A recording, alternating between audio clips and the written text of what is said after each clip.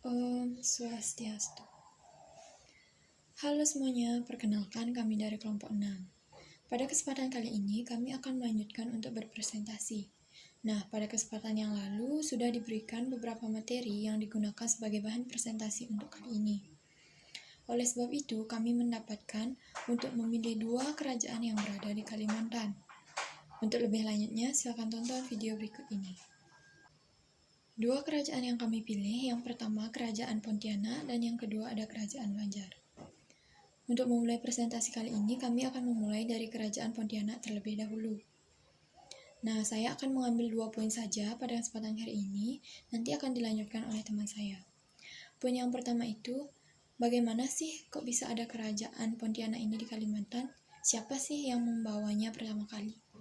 Nah, jadi pada tanggal 23 Oktober tahun 1771 ada rombongan Syarif Abdurrahman Al-Qadri yang membuka hutan di persimpangan 3 sungai. Yang pertama di Sungai Landak, yang kedua di Sungai Kapuas, dan yang ketiga di Sungai Kapuas Kecil. Di mana tempat tersebut nantinya akan dijadikan sebagai tempat tinggal yang diberi nama Pontianak. Nah, sekitar pada tahun 1192 Masehi, Syarif Abdurrahman Al-Qadri ini sah dinobatkan menjadi Sultan pertama di Kerajaan Pontianak, yang ditandai dengan berdirinya Masjid Raya dan Istana Qadariyah. Nah, untuk poin yang kedua ini, bagaimana sih perkembangan daripada Kerajaan Pontianak ini? Nah, untuk perkembangannya ini mengalami hambatan di bidang perniagaan, di mana pada saat itu merupakan perkembangan pesat daripada Kerajaan Sukadana, yang merupakan bandar perdagangan pada masa itu. Nah, dikabarkan pula Pontianak melakukan penyerangan terhadap Sukadana dan diikuti oleh Belanda. Dalam penyerangan tersebut, Sukadana ini berhasil untuk ditaklukkan. Namun, tidak sampai di situ saja.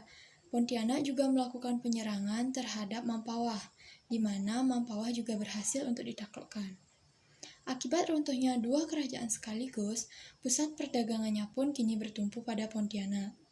Namun, sekitar pada tahun 1808, Syarif Abdurrahman Al-Qadri ini dikabarkan meninggal dunia atau wafat. Dan selanjutnya digantilah ia oleh salah satu putranya yang bernama Syarif Qasim Al-Qadri. Mungkin itu saja yang bisa saya sampaikan, akan dilanjutkan oleh teman saya. Om Swastiastu. Perkenalkan, nama saya Kadek Deristiana. Di sini saya akan mempresentasikan tentang kehidupan sosial politik Kerajaan Pontianak. Kesultanan ini berlangsung selama 2 abad, yaitu pada tahun 1771 hingga tahun 1950.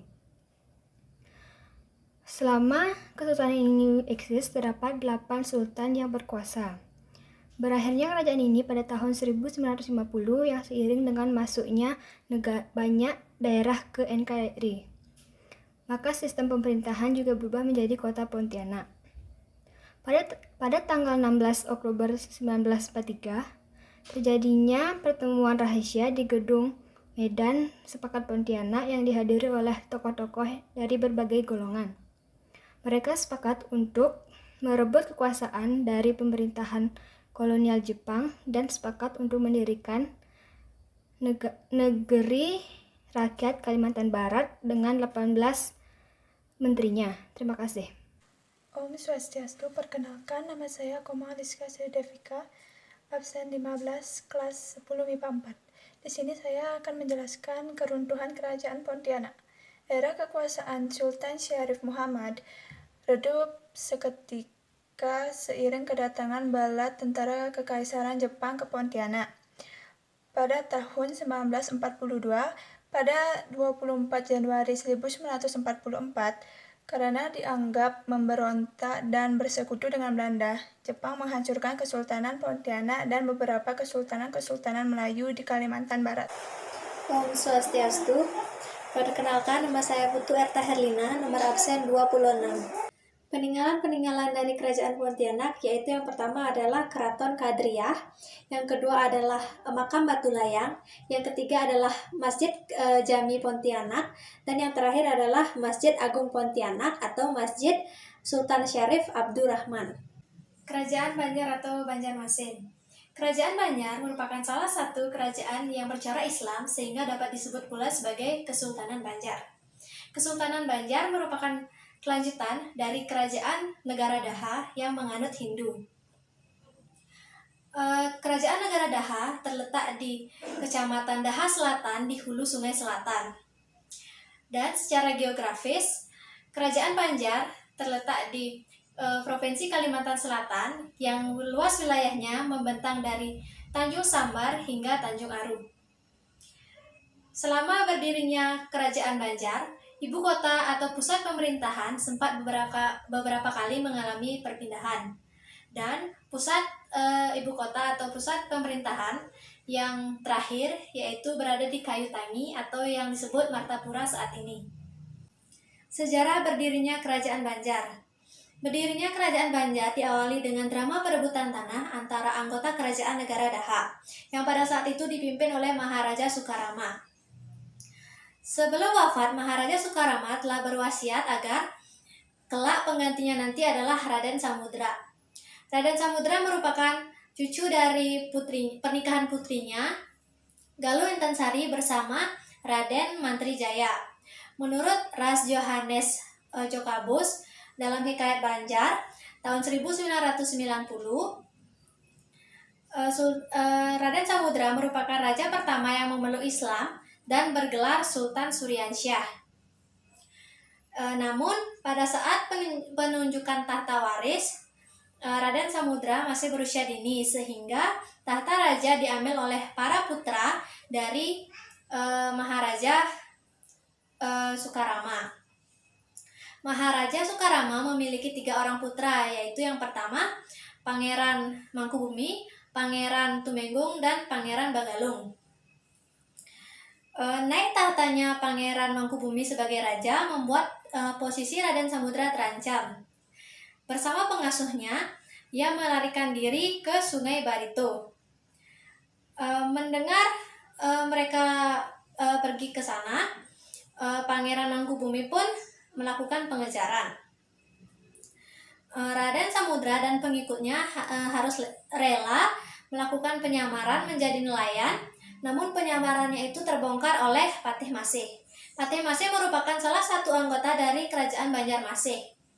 Patih Masih menyarankan agar Raden Samudra meminta bantuan kepada Kerajaan Demak, karena di Kerajaan Banjarmasih armada perangnya masih tidak begitu kuat. Lalu Raden Samudra dan pengikutnya pergi ke Kerajaan Demak. Menurut Slamet Muljana dalam bukunya Runtuhnya Kerajaan Hindu Jawa dan Timbulnya Negara-negara Islam di Nusantara, kembalinya Raden Samudra ke Kerajaan Banjarmasih membawa puluhan ribu prajurit dan ribuan armada.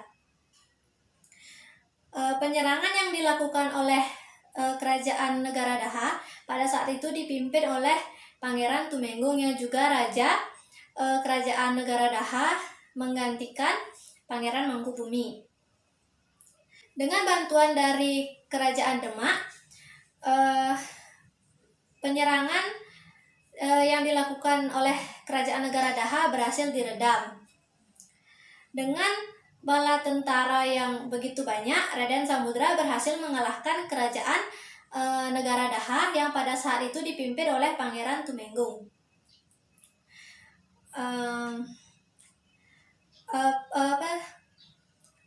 Dan kekalahan tersebut merupakan akhir dari masa kerajaan yang bercorak Hindu yang ada di Kalimantan.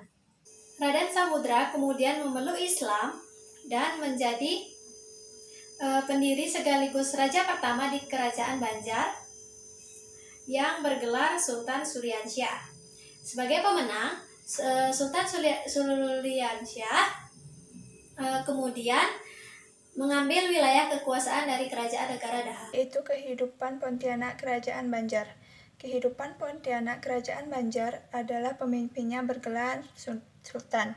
Raja pertamanya adalah Sultan Suryansyah yang memerintah pada tahun 1526 hingga tahun 1545. Raja terakhir dari Kerajaan Banjar adalah Sultan Muhammad Seman Kehidupan agama Kerajaan Banjar adalah menganut agama Islam. Selanjutnya yaitu keruntuhan Kerajaan Banjar. Kerajaan Banjar runtuh pada saat berakhirnya Perang Banjar pada tahun 1905. Perang Banjar adalah peperangan yang diadakan oleh Kerajaan Banjar untuk melawan kolonialisasi Belanda.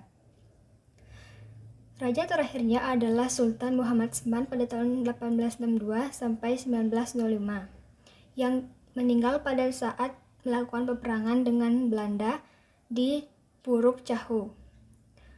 Maka hal ini yang menandai runtuhnya era Banjar yang sudah berdiri sejak tahun 1926. Setelah dijelaskan beberapa hal tentang Kerajaan Banjar oleh teman saya, dari yang pertama itu sejarah berdiri Kerajaan Banjar, yang kedua perkembangan daripada Kerajaan Banjar, yang ketiga kehidupan sosial politik Kerajaan Banjar, yang keempat keruntuhan Kerajaan Banjar, dan yang kelima saya akan menambahkan peninggalan daripada Kerajaan Banjar itu sendiri. Jadi setelah mengalami keruntuhan, Kerajaan Banjar ini memiliki beberapa peninggalan yang bersejarah bagi Kerajaan Banjar itu sendiri. Dari yang pertama itu Candi Agung di Muntai, yang kedua Masjid Sultan Syuriansyah, yang ketiga Komplek Makam Syuriansyah, yang keempat Kitab Sabilal Muhtadin. Nah, teman-teman bisa mencari peninggalan-peninggalannya di berbagai sumber lainnya. Untuk mengakhiri presentasi kali ini, kami ingin mengucapkan terima kasih, dan kami tutup dengan Parama Santi. Om Santi Santi Santi Om.